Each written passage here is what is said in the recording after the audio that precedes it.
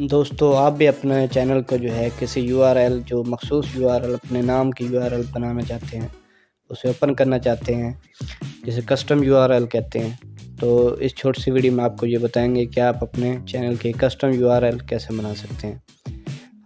आप अपने चैनल को जो है वो इस यूआरएल के ज़रिए सर्च में भी ला सकते हैं और ईज़िली आप अपने चैनल को दूसरों से शेयर करके ओपन भी करवा सकते हैं। तो कस्टमाइजेशन में बेसिक इन्फो में कस्टम यूआरएल की ऑप्शन आपको मिल जाएगी।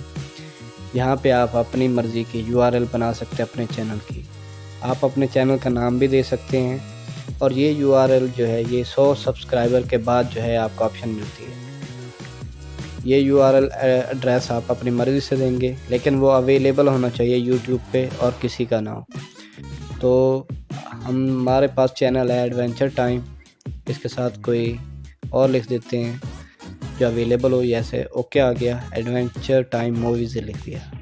तो इसको पब्लिश कर देंगे, ऊपर राइट साइड पे पब्लिश का ऑप्शन है। तो आपके चैनल का कस्टम यूआरएल बन चुका है।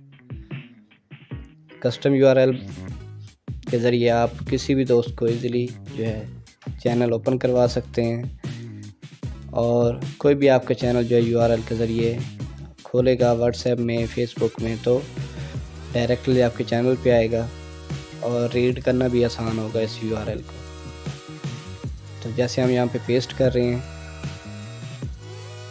तो आपका चैनल इजीली ओपन हो सकता है। उम्मीद है ये शॉर्ट वीडियो आपको अच्छी लगी होगी। मज़ीद वीडियोस के लिए सब्सक्राइब करें जो टेक मास्टर।